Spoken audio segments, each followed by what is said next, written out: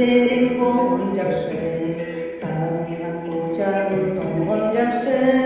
Baktısız durmuşka basınlanca, bağlanca gacır olacakşı.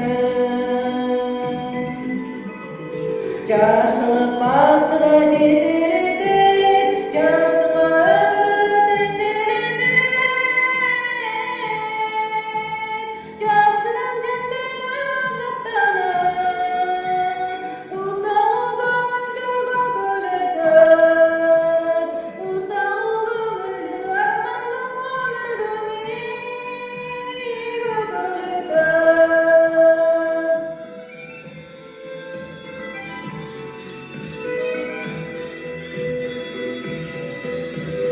Süydürümüzlerin olacakşı, suyunun soğuna donacakşı.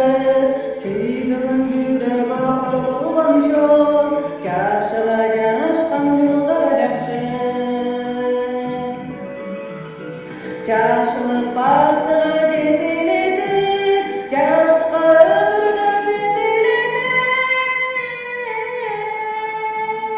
Yaşlıdan cennet azaptanır, usanıldığın gülü gölüdür.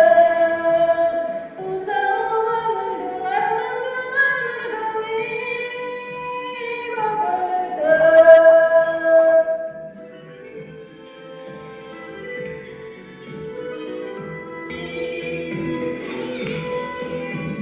Sırdaşar burdaşın olacakşı, sırdaşın karmaşkan dolduracakşı. Bilbizge bilip beygor olgunço, bilgendin bilgi bolgonjakşı. Yaşlılık bak